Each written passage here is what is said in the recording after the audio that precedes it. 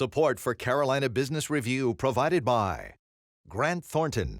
Operating in more than 100 countries, our tax, audit, and advisory professionals specialize in helping companies unlock their growth potential.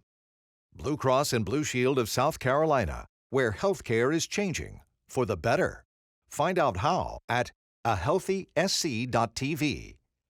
And by Sunoco, a global manufacturer of consumer and industrial packaging products and provider of packaging services, with more than 300 operations in 35 countries. As we pass through what has become overwhelming election year rhetoric, mostly due to the extraordinary presidential contest, how can we dial down the noise and truly understand the issues and see more clearly the facts, the truth, and let honest and respectable debate again rise to the top? Welcome again. Thank you for supporting the most widely watched source of Carolina business and public policy, seen each week across the Carolinas for 25 years. I'm Chris William, and on this special CBR, we go to the political source from North Carolina's 39th Senate seat, Bob Rucho, and representing the 26th District and the North Carolina Senate Pro Tem, Phil Berger joins us. Major funding also by Novant Health, bringing you world-class technology, clinicians, and care when and where you need it. The Duke Endowment, a private foundation enriching communities in the Carolinas through higher education, healthcare, rural churches, and children's services. And by Blue Cross and Blue Shield of North Carolina. Who's responsible for rising healthcare costs? Join us and many others in a candid discussion at letstalkcost.com.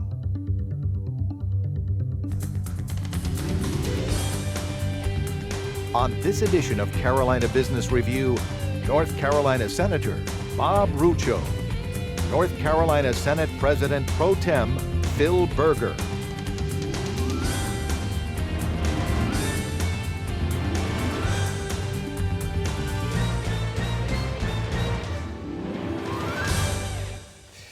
Welcome to our program, Your Honors. Welcome, and it's an honor to have you both here. Thank you. Thank you, Chris. Good to be with you. Thanks for taking time. A busy election season. So, gosh, there's so many things I want to talk to you both about. Let's start with this idea that North Carolina's budget for last year and for the year before both has had surplus, 200 plus million, now 400 plus million. Senator Berger, I'll start with you. Was the surplus a surprise to you, the size of the surplus?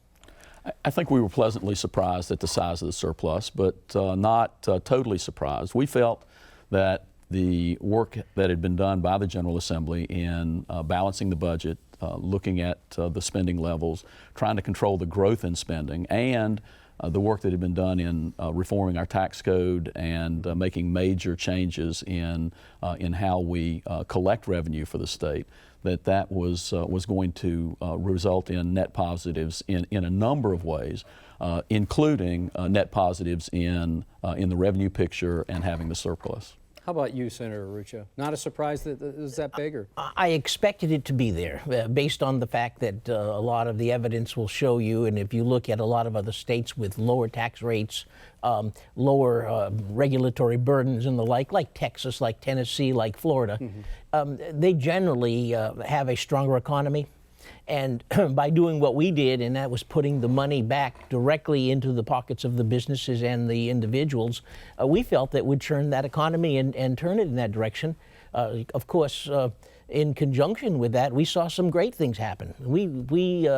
Our revenue stream that was developed is coming from the fact that we've increased nearly 400,000 employees and job created in the state, and therefore our revenue stream accelerated. So there's where you start to see a huge increase in the amount of revenue in above and beyond what we even projected. So you're both public servants. You're both politicians to some degree. Was going through the gauntlet of the political debate to get to this point. And I remember in 2011, Senator Rucho, you were very sure and secure and confident that if the state embarked on this particular arc, we would end up exactly where we are, and it turns out that way. But I want to ask you both this, and not but anything. Does the pressure to take the kind of political heat that it took to reform personal income tax, corporate income tax, some of the tax credits that have gone away. I mean, some of those are personal attacks, some of them are business and political attacks. Did it get thin sometimes when you had to go through that and say, I don't know that this is completely worth it, that we're trying to carry the standard flag for this? Chris, I guess the way I would answer that is when I was first elected to the General Assembly, it was 2000. And Bob was already there when I got there. We went from 2000, 2001 to 2010, seeing how the other side made decisions and how they handled certain things. And what we saw was that if there was a revenue shortfall, the way they would handle that is not by reducing the spending side. They would raise taxes. And what we saw is that's the sort of thing that just made the economy worse. And so as far as confidence in what we did resulting in positives, we felt like we'd seen what happened when you did it the other way. And we felt pretty confident that doing it the way we wanted to do it was going to result in positive things for the state. As far as the political dialogue and the discussions, I fully expected folks to criticize us, and I expected the criticism we got. I think the only thing about that I'm a little disappointed is it appears that criticism has in some quarters taken hold, and a lot of the positives have not been recognized as for what they really are. So do you feel like some of the, this is not all about a love fest about how wonderful you all done with the budget, because you have done a good job, but do you feel like a lot of it's been lost? A lot of the good news around the state's budget and the economy has been lost in some of the social debate that has gone on? Even prior to the social debate, I think what you probably saw was reporting of the news, and a number of the either critics and or through the media never reported the good news, never reported the fact that we were seeing budget surpluses, never reported the fact that we had job growth increases. This is early on, and so we withstood the political pressure to do the right thing, recognizing that today we see the results, the metrics that have shown that there's huge success in what we've done. It's the life of the average North Carolinian has improved tremendously. How does that Senator? Let me stay with you, sir. So then that gets lost, though, in the debate. But it gets lost in the debate around House Bill 2. Around what about the bathroom bill, and everyone calls it that, or a lot of people do. Or what about Amendment 1? Or what about voter ID? Do you feel like those kind of debates overshadow some of the work that the legislators do in both the Senate and the House? And I'm talking about the good folks who end up committing their time to do this work as public servants and end up getting caught in some of the social debate. Doesn't that overshadow and doesn't that undermine some of the credibility that you hope to have in getting these things done? Well, I think, and I would like to have Senator Berger at one point explain one part of it. But you look like you want to do that first. Yeah, sure. I would say in some quarters it may. There are some folks that really have a political reason for trying to make that overshadow. But I don't think you can argue with the facts. And the facts really are that we came in January of 2011, and the Democrats had left us with a $2.5 billion deficit. They left us with a situation where $2.8 billion was owed to the federal government for money that was borrowed to pay unemployment benefits. So that's on top of the $2.5 billion in the budget. Absolutely. They left us with a state health plan, which is the insurance policy for state employees, that year after year was bleeding money. They left us with a state unemployment rate that was 10.4%, in the top 5 in the country. All of those things. And so I would say that, sure, that's what they want to talk about other things, because they don't want to talk about how they managed the state for, as Senator Rucho referred to in a floor speech, 100 years of disaster is the way he put it. But you cannot argue with the fact that now we've got budget surpluses. We have actually increased teacher pay. We've given teachers larger raises in North Carolina over the past 3 years than any other state. We have reduced our tax rates. 2011, North Carolina was ranked 44th in the nation, 44th worst in the nation in business tax climate. We're now 11th best in the nation. We've got a situation where household income is growing in North Carolina at rates faster than any other state.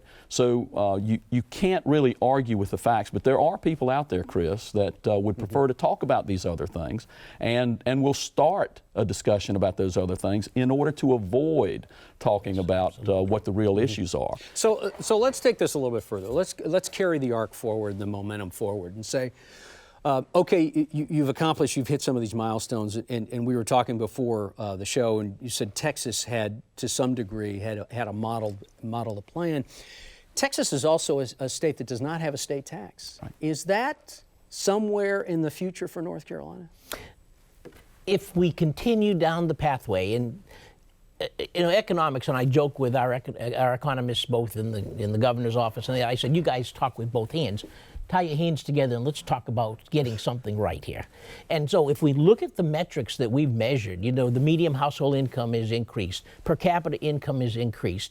We presently have $1.7 billion in the reserve fund ready for the next recession. All of a sudden, we're starting to see job creation. Why wouldn't you want to follow the pathway that leads to those results? And, when we looked at this problem, as Senator Berger alluded to, with the deficits and all that stuff, we looked at what the problems were occurring. We saw under the tax and spend policies of previous administrations, we saw an increase in poverty, an increase in government dependency, a decrease in income, a loss of creative jobs. And so why would you follow that pathway in lieu of what we've given as an option in the last 6 years? It's been like a little incubator. And a lot of other states are looking at us saying, and I'm sure Senator Berger has had the same questions, how did you all accomplish this? And our feeling is we have enough metrics in place now to show that continuing to lower the PIT, and in my judgment, we've got a personal income tax. Personal income tax, correct. We've got a corporate income tax of 3, which is the lowest in the country for any state that has an income tax in corporate. Our goal should be to continue driving down the personal income tax to that same level, so that what we can do is enhance the real engine in the economy, and that is the small businesses. Yeah, so I'm sorry, again, I'm going in 1,000 directions here. So, and this is I promise you, I hope you all understand this. This is not meant to be a flippant question, but if you lower the corporate tax rate enough, and Senator Berger, I promise I mean this in the best spirit of this, if you lower the corporate tax rate enough, would it overcome some of the debate like the PayPals had when they said, we're just not going to relocate because of House Bill 2? Would do those two things offset each other to some degree, or would it eventually, at the end of the day, and I hate to overuse that metaphor, but at the end of the day, in 5 or 10 years, we'll look back and say, it was the right thing to do this, it was the right thing to do this, and we just needed time for it to percolate? Or is there something else we need to be doing to balance? And I know this is a very long question, so there you have it. I'll just leave it at that. Yeah, I think businesses make decisions based on what's good for their business and what's good for their bottom line and what's good for their shareholders. At least that's what they should be doing, because that's how things operate in a competitive environment. And so I think those things are things that businesses look at. What are the tax rates? What is the regulatory climate like? What are the schools like? If they've got employees, where are their employees going to spend their free time? Are there other things out there? So all of those things are important. But I think as far as the state government is concerned, what we were concerned about, and you mentioned Texas, and Texas was a model in some respects, not necessarily because of the zero tax rate, although that's part of it, but they were a model because what we saw in Texas was they were able to, because of state level policies, weather the storm of the national economy better than any other state. And what we wanted to do is we wanted to adopt policies that, like Texas, would allow North Carolina to weather a similar storm. And I think what we've seen, because now our unemployment rate is lower than the national average, our GDP growth is higher than the national average, our tax rates are much below what they were before and below many of the states in our region. I think we're seeing that those kinds of policies do make a difference, and I think that's what's important overall for businesses, for families, for individuals. Bob? On the national level and even on the local level, unfortunately, politics gets in the way of a lot of stuff. If you don't have something to show that you really have a good plan or you've had good success, you distract it with other issues, Chris. You know, that's why a lot of this stuff comes into place. And that's why what we're just saying is, in the long term, what will be the best for the people of North Carolina? Is it to have jobs? Is it to have a rise in wages? Is it to have continued rise in income? Those are all good things that they wanted to send. They sent us there, first of all, in 2010 because they didn't like what was going on. And here we are today in 2016, light years better. And, you know, people that going back to the old question, were you better off 4 years ago than you are today? Let's talk 6 years. Are you not better off today? And I will say to you, they will be there. And when you see in this November, and actually in January, the way the tax structure has been set up for this year and next, there will be significant refunds coming back to everyone, especially the middle class. We worked hard to try to make sure that the middle class was part of this recovery because they've been cheated for too long, and we felt it's time for them to have their share. We went back to an old philosophy. You allow everybody to share in the prosperity, not just a certain few.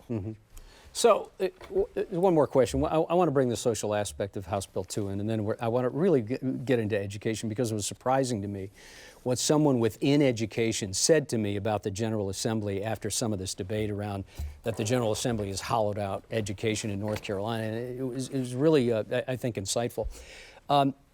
So with House Bill 2, and I'll use that as an example, we can talk about other issues. Senator Berger, you make a very good argument, and Senator Rucho, under a lot of your architecture, you made a very good argument about the case of North Carolina, both from a budget and finance point of view now. Could it hurt to take some of that? Is there some talk within the Senate or the House to take some of that success and now say, we've had some success, we're willing to talk a little bit more about the social aspects, not giving up what some of maybe your constituents or your constituents say about what has been termed the bathroom bill, but I'm saying, couldn't this Republican North Carolina General Assembly take a leadership role to say, all right, we're gonna back off some of the heated rhetoric now, and we're gonna talk a little bit about leadership in many other areas because we've had some success. What I'm saying is, can't we leverage some of that great success that's getting lost here to say, okay, where to now? And not just whether we're a tax-free state on a personal income tax, but other things we haven't even thought about yet. So how do you leverage up that great success that you have to get maybe more people that don't agree with you around the table? I'm not sure exactly where to go with the question itself, but I think there has been an effort to try to address what have been brought up as concerns on at least 3 occasions. Yeah. I personally have been involved in discussions with members of the Charlotte City Council, including the mayor on some occasions, and Charlotte business leaders on trying to address what is seen as the negative stories about North Carolina that revolve around Charlotte passing the ordinance and the General Assembly passing the House Bill 2. I think we will continue to work on trying to find a solution to those negative stories, but you've got to have a partner to work with at the local level. Unfortunately, the mayor in Charlotte has not been a partner that we've been able to work with because it appears to me that she is determined to push a social agenda that is at odds with the views of the majority of the people in the state of North Carolina, and that is the specific bathroom ordinance. Mm-hmm. But we will continue to try, because you're right, Chris, a lot of the stuff that we've done in some people's minds is being overshadowed as a result of what has transpired. I think, unfortunately, it's hurt Charlotte more than it's hurt anybody else, and it has been something that I'm committed to trying to find a solution to, and I think other people in the General Assembly are as well. And this is going to sound like a leading question, but it's like this in education. I was a little surprised. There was a source inside higher education in North Carolina, a Democratic source, that said to me, off the record, and of course I will use it, and not with credit to this person, man or woman. I was surprised because I asked them the question about, do you feel like the North Carolina General Assembly has hollowed out education? And that term was used in a couple papers. And this person said to me, didn't answer the question directly the way I thought, but said, this person was surprised when they compared North Carolina to the rest of the nation, how much, and this is the leading part, and I don't mean it to sound leading, how much the North Carolina General Assembly continues to fund higher ed, even though there were some cuts with some schools and within the system budget, but they were pleased that North Carolina was still funding at higher ed much higher and in fact at the top of their class, no pun intended, in the country. So I know you two know that, but are you surprised that there's not more of an understanding of where legislators are willing to do K through 12 and higher ed?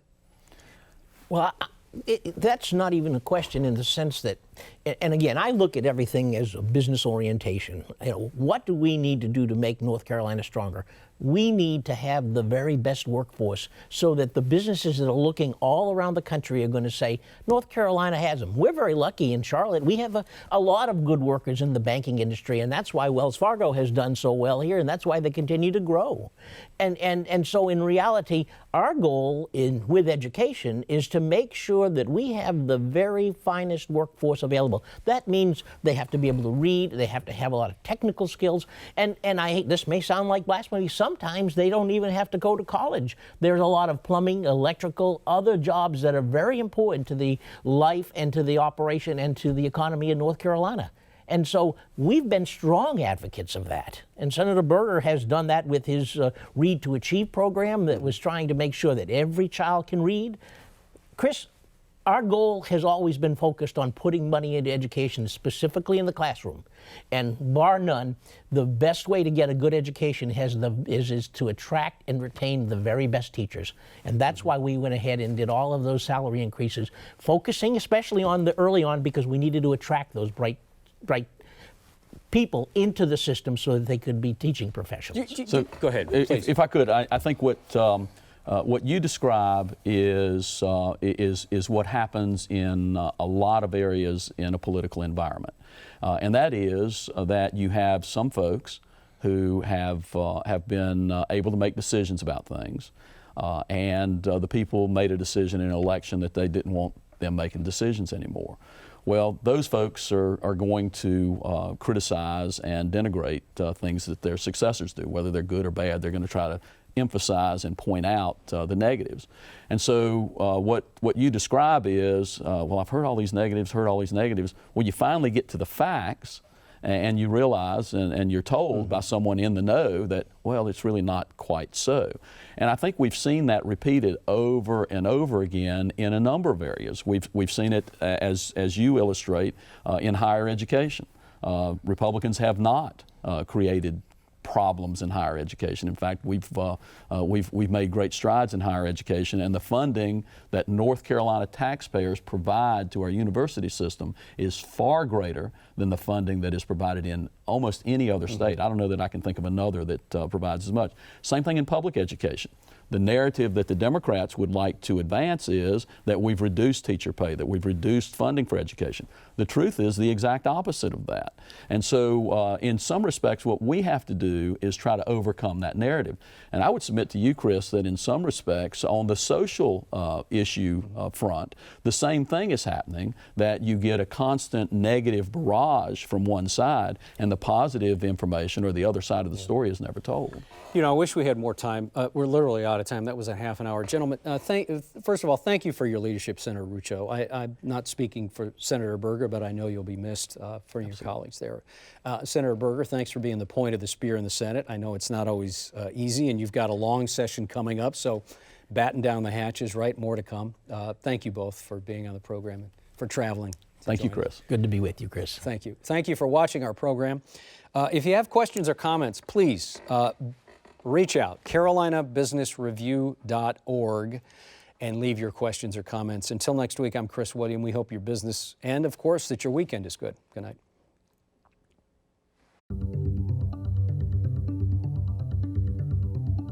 Major funding for Carolina Business Review was provided by the Duke Endowment, a private foundation enriching communities in the Carolinas through higher education, healthcare, rural churches, and children's services. Blue Cross and Blue Shield of North Carolina.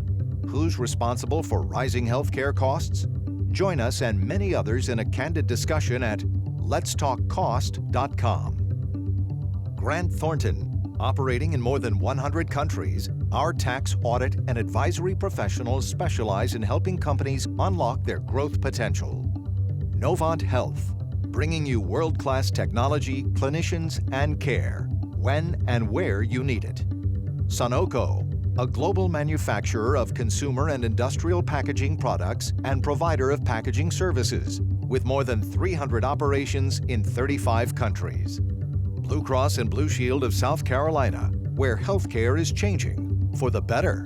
Find out how at ahealthysc.tv. And by viewers like you. Thank you. Promotional consideration provided by Business North Carolina Magazine. For more information, visit carolinabusinessreview.org.